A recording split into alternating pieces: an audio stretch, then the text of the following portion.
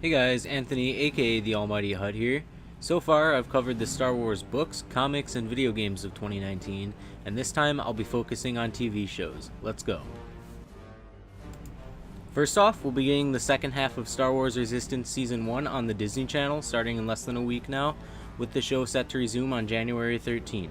Also, while not confirmed yet, I'd put it in the very likely category that we'll get the start of Season 2 later in the year, maybe sometime in the fall.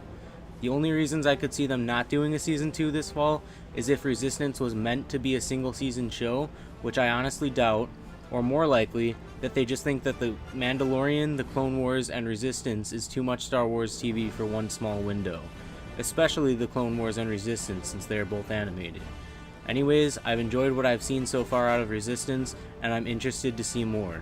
The show really has taken me by surprise, as I didn't think I'd like it before its premiere, but I like a lot of the characters, so we'll see where this show takes us. It'd be cool to see it reach the events of The Force Awakens. Next, The Mandalorian is set to debut on Disney's own streaming service called Disney Plus when the service launches sometime in the fall window. The show is being written by Jon Favreau, as well as executive produced by Favreau, Kathleen Kennedy, Dave Filoni, and Colin Wilson, with Filoni directing the first episode. Other directors of Season 1 episodes include Taika Waititi of Thor Ragnarok fame, Bryce Dallas Howard, Rick Famuyiwa, and Deborah Chow. Cast members include Pedro Pascal from Netflix's Narcos, Gina Carano, Nick Nolte, Giancarlo Esposito, Carl Weathers, and Werner Herzog, with Golden Globe and Grammy-nominated composer Ludwig Göransson coming in to write the musical score. Personally, I'm very excited to see where a live-action Star Wars show can take us. Story details tell us that the show follows a lone gunfighter set between the events of Return of the Jedi and The Force Awakens, in the outer reaches of the galaxy far from the authority of the New Republic. The official synopsis also mentioned Jango and Boba Fett, so whether or not the main character of this show is somehow related to them is unknown, but certainly possible. The synopsis gives off outlaw vibes, and the fact that it's detached from the main galactic conflict of Rebellion versus Empire is a good thing to me, as it'll let us explore more of the galaxy and different events rather than focusing on such high stakes all the time. These stories have room to be more personal and more contained, which I love. The first set photo that we got looks very good, with the Mandalorian armor and even Boba Fett's rifle from the Star Wars Holiday Special. If Lucasfilm invests properly in this show, I expect it to be very good, and it looks like they are indeed investing a lot of resources into it. Each episode is said to cost around $10 million to produce, which is very high for a single TV show episode. Not to mention the sheer amount of talent being brought in, from the actors to the directors and the composer. Lucasfilm is really planning something big for this show, I feel, and I'm very excited to see where long-form Star Wars storytelling in live action can take us. Also, it's even better that the first episode is being directed by Dave Filoni, who we all know is the guy who brought us the Clone Wars and Rebels, and now he's finally making his way to live action.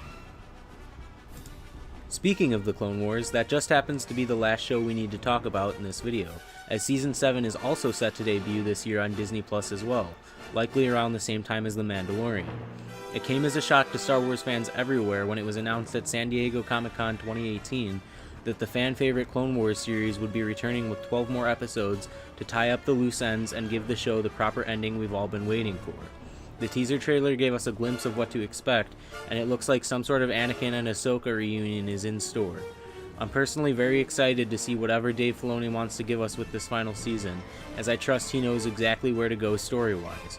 It is also confirmed that the Siege of Mandalore will be included in these episodes, which I'm all for. Give me more Maul, please. It's also worth mentioning that the Cassian Andor series is set to debut on Disney Plus as well, though likely not until 2020 since it won't start production until October of this year reportedly.